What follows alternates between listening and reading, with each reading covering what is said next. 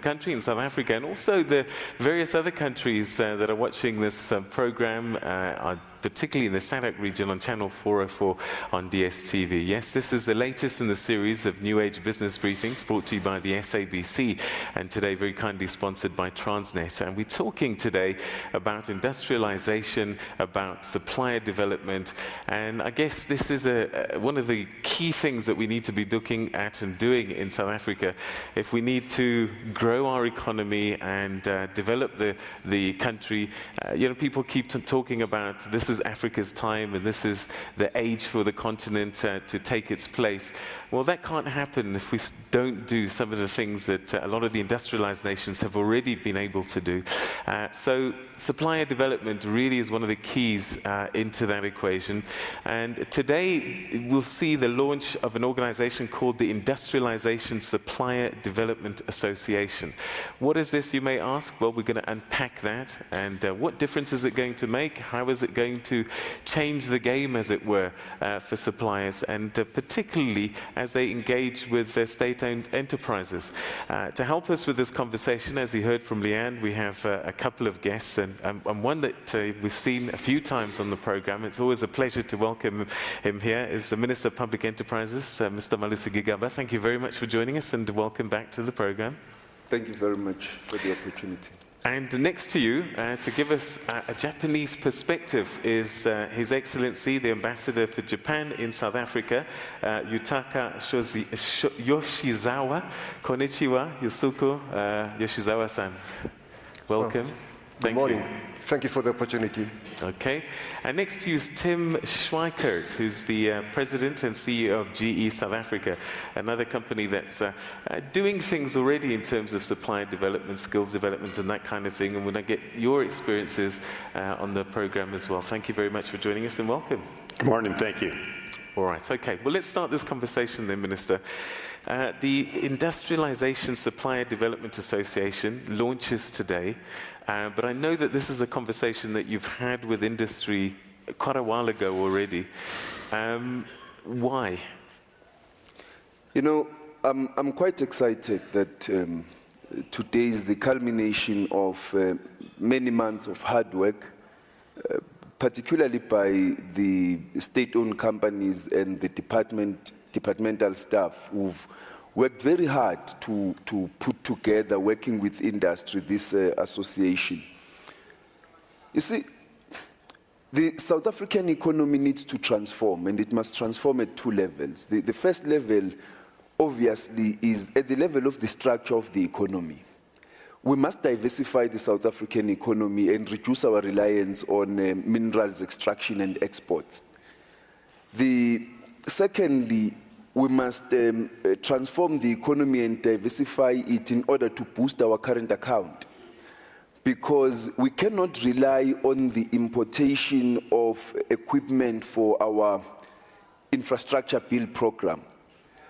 We need to be able to develop the components, the inputs, that equipment in South Africa for us to be able to create the decent and sustainable jobs that we need to lift the country out of poverty and inequality. We need to diversify and industrialize the economy. Going into the future, that's what we need to do. But secondly, we will change the discourse on transformation when we don't focus only on the tenders and begin to put in place the framework for much more deeper and meaningful transformation that industry can bring. To build black industrialists, to build women industrialists, to ensure that they can take a part in the South African economy.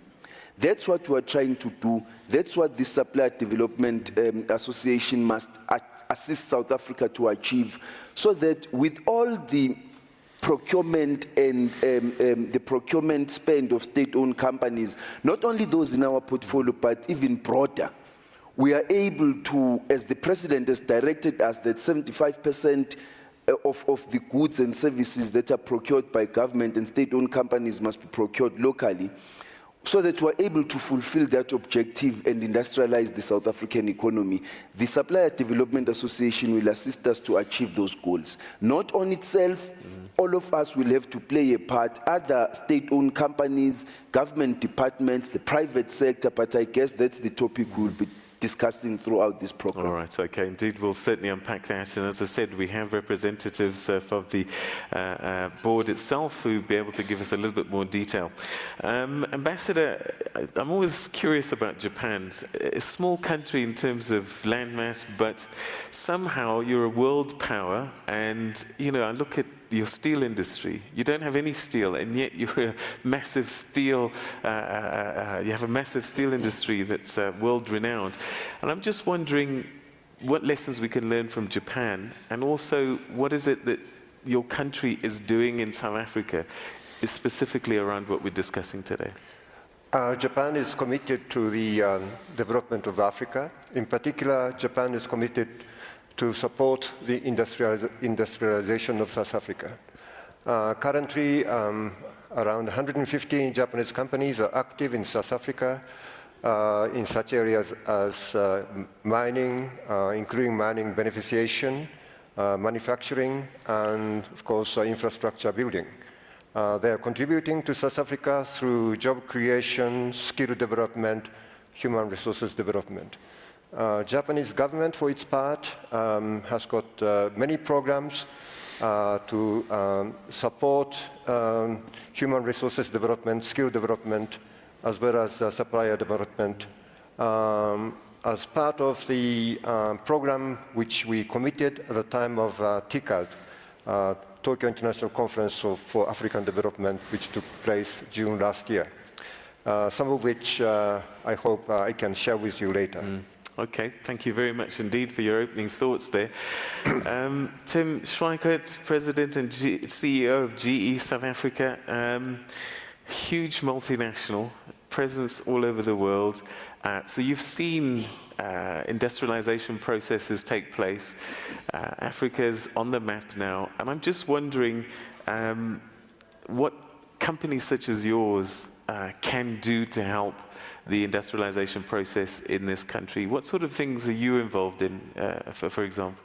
Sure. First off, just to kind of take a step back in terms of GE's approach. You know, we've been a global company for a long time, but the kind of the first phase of our globalization was exporting into markets. And then about 20 years ago or so, we started our second phase, which was around going out into markets for sourcing, low-cost sourcing. We're really now in a third phase, which we recognize that it is so important to be in markets in a sustainable way, building and teaching and developing in a market. And so it's almost as if our globalization strategy now is driven by our commercial strategy, our strategy in terms of how we go in and partner with countries. So that's at the highest level. What we do is, and I think our best example in terms of actually how we do that, a good example is with Transnet. So we had a contract, we were afforded a contract for 100 locomotives back in 2009. And as part of that program, we delivered 115,000 hours of skills development, a total amount of 1.7 billion rand of competitive supplier development. We localized at 35%, and we have a plan to take that to over 55% now with this latest contract. And it has been a super successful program in that not only we're able to localize, do the skills development, but we're creating capacity here in South Africa that now we're now using to export out of South Africa into places like Mozambique. All right, so let me ask you this, because sometimes we do these things seemingly for the good of the country, but some people might say, look, you're just doing this because you want a contract with Transnet. Is there a business case for actually taking this route? There is, and I think it gets back to my earlier point, which is, you know, we see our growth strategy going in and creating jobs, doing supplier development is a key enabler for us to grow within a developing market. We recognize the old model of just exporting into markets is not going to work anymore. So we really see this as a key element of our growth strategy. All right. Ambassador, perhaps you can share your thoughts as well about what the Japanese companies are gaining from helping South Africa and South African companies develop. Of course, we believe skill development in itself is very beneficial to the industrialization of South Africa. But at the same time, skill development in this country will help Japanese company as well, because they want to do manufacturing activities, infrastructure building in this country, rather than doing making things in Japan and importing them here. So they need skilled workforce in order for them to do work in South Africa. Minister, localization is a word that keeps coming through, and I'm just wondering, what are you seeing, or what do you expect from the private sector to make this industrial revolution take place, and that we see these SMMEs become industrialists, they become bigger? You as the state can do so much, but you can't do it alone. You know, I think the first thing I would say is that I agree fully with what His Excellency is saying and what Tim has been saying. There is a selfish interest from the side of industry, particularly global original equipment manufacturers, to embrace the localization philosophy and embed it into their programs, because countries now are increasingly interested in what do we benefit from procuring services, goods, equipment from you as a company. So if you want to do business anywhere, and the same would apply to South African companies intending to do business elsewhere on the continent, we must answer the question, what is in it for the local economies in which we are intending to invest? And we need to be serious about this conversation. Now, what we expect business to do, the private sector, beyond state-owned companies, South Africa will not achieve the type of growth, of high rates of growth that we require, the high levels of employment, of decent jobs and sustainable jobs that we require. We won't get out of poverty and inequality unless we embrace this fact that for every cent that we spend procuring goods and services for any of our programs, we must answer the question, what are we doing in return for the South African economy? So it must be in our own selfish interest to support localization as the private sector, to help small business in South Africa to grow and thrive, to help the manufacturing sector to grow and thrive on the basis of localization. And so I expect that the private sector is also going to embrace this program, to implement it robustly, to work not only with global OEMs, but to work with local industry through the ISDA to support the supplier development program. But the state-owned companies are going to demonstrate their commitment to this by making their baseload demand available to the industry, so that business can organize themselves around what state-owned companies are going to require going forward. And that's why it is so important that South Africa is now increasingly embracing the philosophy of long-term planning, because it enables industry to understand what is it that we will be doing as a country in a time horizon of longer than just 3 or 5 years, but of 10 to 20 years.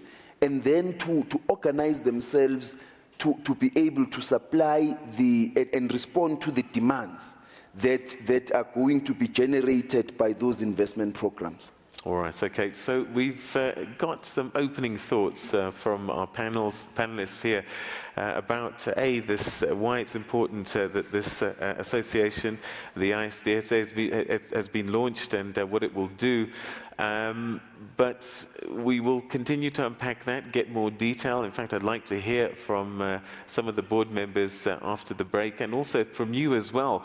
But before that, we're talking about state-owned enterprises and the role that they're playing. Well, one of those is Transnet, and we'd like to play this little bit of background piece for you, just to give you an idea of what Transnet are doing in this arena. We've been supplying Transnet with doors, windows, pipeworks, and other products for the past 26 years. And then in 2003, it was bought out by Black Economic Empowerment, where they have transformed the company from a one-man ownership to an ownership with 90% black ownership as it currently stands. I started here from 1992. I've been 21 years. I was started as a tea lady. Now I'm a supervisor on a window assembling line. There was no woman except me. These ladies are typical ladies that were taken from the street without any formal education, and they were trained in-house. Now they are perfect assemblers. They assemble a window from a raw material up until a finished product. And that actually is one of our success stories that we have as an organization. I found the ladies to be reliable, diligent employees. Sometimes the women are more reliable than the men. In my honest opinion, I think it's an incredible empowerment, because we have taken unskilled, unemployable people, we've given them the skill, and they are now masters in doing engineering, manufacturing, fabrication, producing a product that is unique. That is real empowerment. Empowerment is really changed in this company. The company, it's helping me to grow my life, to give me a support. Transnet has been amazing. It's a good client for us. Transnet has been very supportive with their supplier development program. We were able to preserve jobs and create new jobs. We had to go to the latest technology. As you can see, we have bought the laser cutting machine. We've increased capacity to produce so that we can meet Transnet's demands in terms of the products. With the support that we received from Transnet under enterprise development, that has given us an opportunity to grow the business. It has changed our lives as a company. It has changed lives of ordinary South Africans. Now they have skills and they have a future.